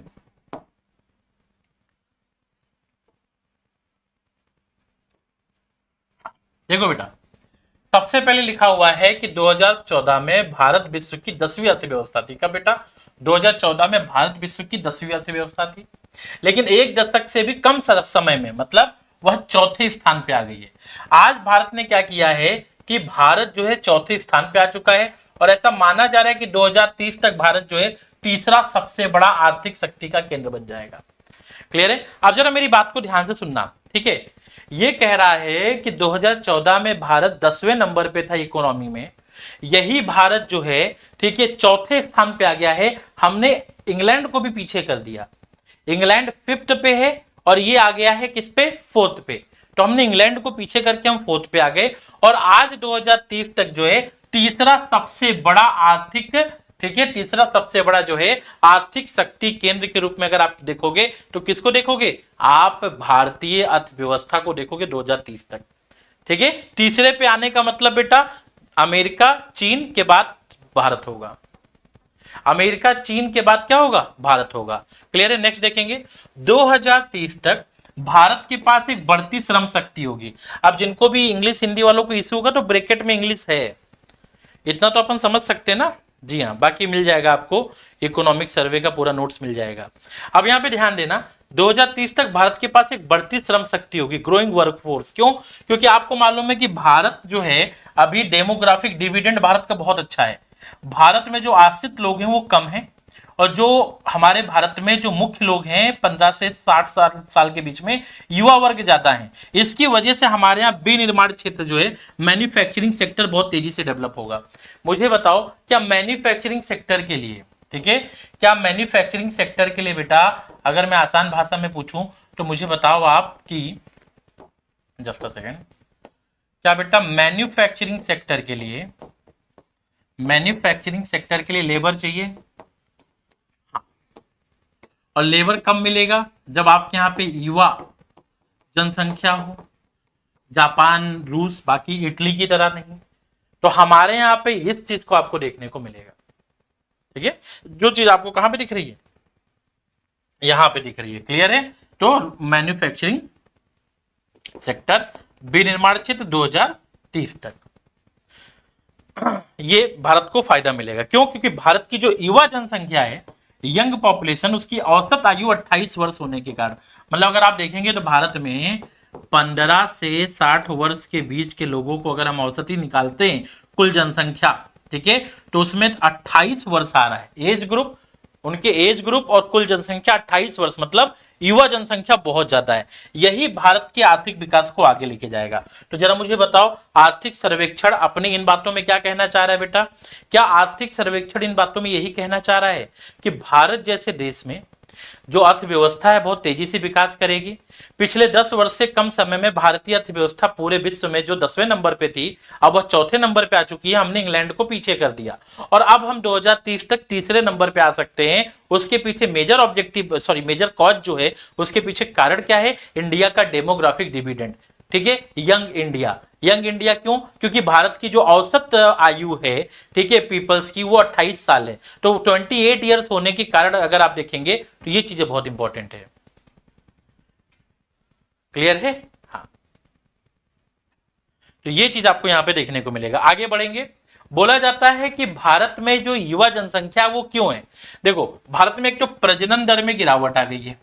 इसका आगे चल के जो है अगर आप देखेंगे तो मैं आपको इसको ऐसे समझाता हूं, एक डायग्राम बना देता हूं। देखो, 0 से 15, ठीक है, 15 से 60 और 60 से प्लस। अब जरा मेरी बात समझने की कोशिश करिएगा। ये जो 0 से 15 है, ये आश्रित लोग होते हैं। ठीक है, हाँ, मतलब डिपेंडेंट। ठीक है जी। और 60 प्लस जो होते हैं ये भी डिपेंडेंट माने जाते हैं, आश्रित, डिपेंडेंट। अब आपको मालूम है जापान या फिर आप देखेंगे रूस या इटली, वहां पे लोग जो है ना अब विवाह भी नहीं कर रहे हैं या तो संतान भी नहीं है, तो नए बच्चे तो जन्म लिए ही नहीं। उल्टा बहुत लंबे समय होने के बाद में बहुत सारी जो है लोग हैं वो कहां पे 60 प्लस में चले गए, तो वहां की पॉपुलेशन ओल्ड हो चुकी है। बट इंडिया में क्या है कि जो डिपेंडेंसी रेशियो बहुत कम है। क्यों? क्योंकि अगर मुझे बताओ बेटा 15 साल से 60 वर्ष में लोगों की संख्या अगर अधिक है और इनकी संख्या कम है, क्लियर है, इनकी संख्या कम है, तो क्या मैं कह सकता हूं डेमोग्राफिक डिविडेंड अच्छा होगा? इसी को हम कहते हैं डेमोग्राफिक डिविडेंड। डेमोग्राफिक डिविडेंड, ठीक है, हाँ, जनसांख्यिकीय लाभांश। ठीक है, जनसांख्यिकीय लाभांश में क्या होता है बेटा? डिपेंडेंट पीपल्स कंसीडर किए जाते हैं। क्लियर है? डिपेंडेंट पीपल्स जो है कंसीडर किए जाते हैं। अब जरा आपको यहां पे ध्यान देना है बेटा, ठीक है, बहुत ध्यान से सुनिएगा। ठीक है, मान लीजिए बेटा कि अगर, ठीक है, वर्क, ये जो 15 से 60 साल, इनको हम कार्यशील जनसंख्या कह सकते हैं, कार्यशील जनसंख्या। अब जो हमारी कार्यशील जनसंख्या है और उसके नीचे हम लिख लेते हैं आश्रित जनसंख्या। आश्रित मतलब डिपेंडेंट पीपल्स, ठीक है, आश्रित जनसंख्या इनटू 100 कर देते हैं, या मान लो 100 अभी मत करो, समझो। अगर मुझे बताओ आश्रित जनसंख्या कम होगी तो कार्यशील जनसंख्या बढ़ेगी, तो क्या ये प्लस होगा? डेटा ज्यादा बढ़कर आएगा ना बेटा। जैसे मान लो कि ऊपर 10 है नीचे 5 है, तो इसका डेटा क्या आया? 2 आया। अब मान लो ऊपर 10 है और नीचे 2 ही है, तो क्या इसका डेटा 5 आएगा? इसका मतलब डिविडेंड बढ़ेगा जब कार्यशील जनसंख्या के नंबर बढ़ेंगे और आश्रित के कम होंगे। भारत में जो 0 से 15 साल है, ठीक है, कम प्रजनन दर, कम प्रजनन दर मतलब लो फर्टिलिटी रेट, ठीक है, लोग जो हैं बोल रहे हैं हम 2 हमारे 1, ठीक है, फर्टिलिटी रेट, या फिर किसी की संतान भी नहीं है, ठीक है, बहुत सारी समस्याएं से लोग जूझ रहे हैं, मेडिकल प्रॉब्लम से जूझ रहे हैं, तो क्या भारत में प्रजनन दर कम हो गई है? कम हो गई है। एक ज्यादा एज के बाद लोग शादी कर रहे हैं, ये सब हम सोसाइटी में कवर करेंगे, बट समझेंगे प्रजनन दर कम होने से आश्रित लोगों की संख्या कम हो रही है और कार्यशील लोगों की संख्या बढ़ रही है। इससे भारत का जनसांख्यिकीय लाभांश बढ़ रहा है और 28 वर्ष जो है भारत की जो है औसत आयु निकल कर आई है, औसत आयु। इसका मतलब क्या है कि भारत जो है एक यंग इंडिया है, और यंग इंडिया जो है वो अपने इंडिया को आगे ले जाएगा क्योंकि उसके पास लेबर है। इवन पूरा ग्लोबल देख रहा है हम लोगों की ओर, ठीक है, हाँ, पूरी ग्लोबल जो है ना सोसाइटी वो हम लोगों की ओर देख रही है, ठीक, हाँ, आ गई बात यहां तक समझ में? तो यही मैं आपको समझाना चाहता हूं। देखिए यहाँ पे लिखा हुआ है 2021 में कुल निर्भरता अनुपात जो है 55.7 था, जो 2026 में 54.3 होने का अनुमान है। निर्भरता अनुपात जो है कम होगा। बढ़ती कामकाजी उम्र वाली जनसंख्या, वर्किंग एज पॉपुलेशन बढ़ रहा है, जिसके कारण निर्माण, डेवलपमेंट मतलब कंस्ट्रक्शन, सेवा, तकनीकी क्षेत्रों में, कंस्ट्रक्शन, सर्विस और टेक में क्या होगा? नौकरियां बढ़ेंगी और लोगों को लाभ होगा। तो आई होप सो यहां तक आपको एक चीज समझ में आ गई। If I am right then you are getting the point कि इंडिया की ग्रोथ को इन लोगों ने कैसे दर्शाया है इस चैप्टर में, बताएं, ठीक है, कैसे दर्शाया है इस चैप्टर में। तो अगर आप देखेंगे तो इंडिया की ग्रोथ को ऐसे दर्शाया गया है कि मान लो इंडिया की बात करें तो क्योंकि ये चैप्टर एम्प्लॉयमेंट पे है, तो ये सीधे कह रहा है कि यंग इंडिया इज अ की टू डेवलप इंडिया, ठीक है, नौजवान युवा भारत जो है यही विकसित भारत की जो है एक चाबी है। क्योंकि 28 साल औसत आयु है, निर्भरता अनुपात कम हो रहा है क्योंकि प्रजनन दर कम हो रही है, इसकी वजह से भारत जो है बहुत तेजी से आगे की ओर विकास करेगा। तो ये पहला पॉइंट यहाँ पे दे दिया गया है। Now we are moving further, ठीक है, अब हम लोग आगे चलते हैं। अगला पॉइंट क्या कह रहा है? बेरोजगारी दर। अब देखो बेटा, बेरोजगारी दर क्या कह रहा है कि 15 वर्ष या उससे अधिक आयु के व्यक्तियों की वार्षिक बेरोजगारी दर जो है वो 2017-18 में 6% थी, तो जो 2023-24 में कितनी हो गई है? 3.2%। तो क्या बेरोजगारी दर का डेटा मिल गया आपको? कॉपी में नोट कर लो, ठीक है। इकोनॉमिक सर्वे, ऐसे क्वेश्चन आ जाएगा, इकोनॉमिक सर्वे में बेरोजगारी दर क्या बताइए, तो आप क्या लिखेंगे? 3.2%, ठीक है, हाँ, 3.2%। नेक्स्ट, श्रम बल की भागीदारी, मतलब श्रम बल की भागीदारी में अगर आप देखेंगे लेबर फोर्स पार्टिसिपेशन रेट या फिर जो हमारे यहाँ वर्कर टू पॉपुलेशन रेट, वो दोनों बढ़ा है। अब लेबर फोर्स भी मैंने आपको पढ़ा दिया है, रोजगार मांग करने वाले लोगों की संख्या बढ़ी है, और वर्किंग एज मतलब क्योंकि बेरोजगारी दर कम हुई है तो जितना कम हुई है उतने और वर्किंग एज में आ गए हैं, तो उतना ज्यादा लोग क्या कर रहे हैं? कार्य कर रहे हैं। तो जो अगर आप देखेंगे तो रोजगार करने वाले लोग ये भी यहाँ पे हैं, ठीक है। आगे देखेंगे स्वरोजगार, सेल्फ एम्प्लॉयड वर्कर्स की संख्या। अब हमारे यहाँ पे देखो एक बहुत ही मेजर चेंजेस है, ये आपको ध्यान देना पड़ेगा।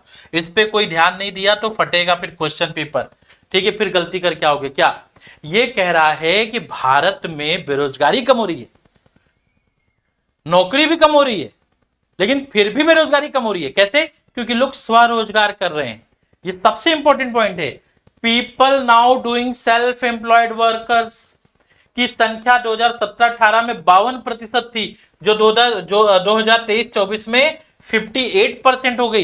इसका मतलब लोग अब अपना काम शुरू कर रहे हैं, लोग कहीं नौकरी मांगने नहीं जा रहे हैं, लोग जो है अपना काम स्टार्ट कर रहे हैं। नाउ पीपल, ठीक है, following their entrepreneurial activity means now people is getting more उद्यम या फिर इंटरप्रेन्योर, क्लियर है, वो अपनी इंटरप्रेन्योरशिप जो स्किल है उसको डेवलप कर रहे हैं। अब लोग जो है उद्यमी बन रहे हैं, ठीक है, आगे बात समझ में, इंटरप्रेन्योर बन रहे हैं लोग, अब रोजगार मांगने वाले नहीं, रोजगार देने वाले बन रहे हैं, क्लियर है, रोजगार देने वाले बन रहे हैं। तो ये चीज आपको यहां पे देखने को मिल रही है और इसी की वजह से भारत में तेजी से जो है विकास आएगा, ऐसा कहना है इनका।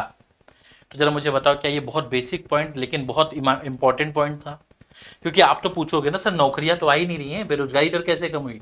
तो आप बताओगे कि देखो भाई सेल्फ एम्प्लॉयड लोग जो है बहुत ज्यादा है, क्लियर है। आगे देखेंगे, नियमित वेतन भोगी नौकरियां की हिस्सेदारी 23% से घटकर 22% हो गई है। अब देखो ये दोनों डेटा जो है ना, ये समझा रहा है कि कैसे आपको सोचना है।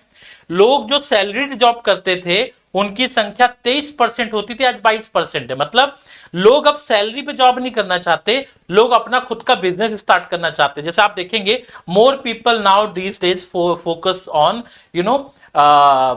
स्टार्टअप्स, क्लियर, शार्क टैंक आ ही रहा है आजकल, लोग शार्क टैंक में पहुंच जाते हैं स्टार्टअप लेके।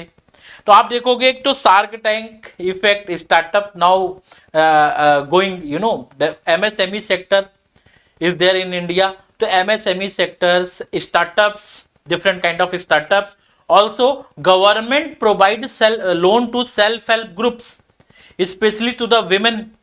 तो महिलाओं को सेल्फ हेल्प ग्रुप में अगर आप देखेंगे तो ये चीजें भी आपको यहाँ पे देखने को मिल रही हैं। तो these are getting the proper, ठीक है, सिनेरियो, क्लियर है, सॉरी, रिफ्लेक्ट द सिनेरियो कि अभी हमारे यहाँ पे रोजगार में चल क्या रहा है। तो क्या आपको ये समझ में आ रहा है? जी हाँ, बताइए। तो क्या नौकरी पे स्थिर जो लोगों की संख्या वो कम हो रही है? लोग अब सैलरीड नहीं चाह रहे हैं, ठीक है, हाँ, they are thinking to start their own business, clear. तो एक पॉइंट यहां पे ये समझ में आ गया। हाँ, जैसे बीटेक पानी पूरी, हाँ, हमारे लखनऊ में मॉडल चाय और क्या है, एमबीए चाय वाला, ठीक है। तो ये सारी चीजें आपको देखने को मिल रही है, इसी का इंपैक्ट है। आगे देखेंगे, हमारे यहाँ पे जो पीएलएफएस है, पीरियोडिकल लेबर फोर्स सर्वे 2023-24, उसके अनुसार हमारे यहाँ कृषि क्षेत्र में रोजगार जो है 44.1 से बढ़कर 46 हुआ है। मतलब यहां पे बस आपको ये याद रखना है, क्या हमारे यहाँ primary sector, secondary sector, tertiary sector है?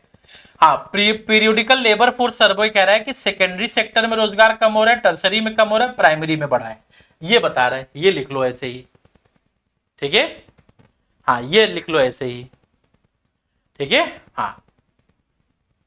तो यहां पे देखो भाई, बिल्कुल क्लियर यहां पे होना चाहिए कि औद्योगिक और सेवा क्षेत्र की हिस्सेदारी घटी है रोजगार में। औद्योगिक क्षेत्र में रोजगार 12.1 से घटकर 11.4 गया है और सेवा क्षेत्र में रोजगार 31.1 से घटकर 29.7 पे गया है।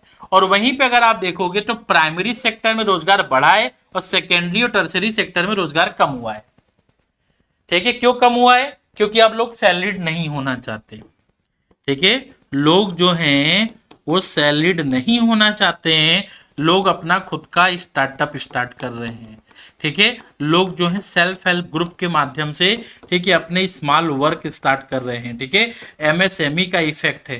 आई बात समझ में?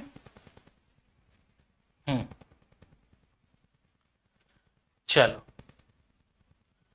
नाउ कृषि क्षेत्र में महिला श्रमिकों की भागीदारी 2017-18 में 57% थी, 2023-24 में 64.4% हो गई।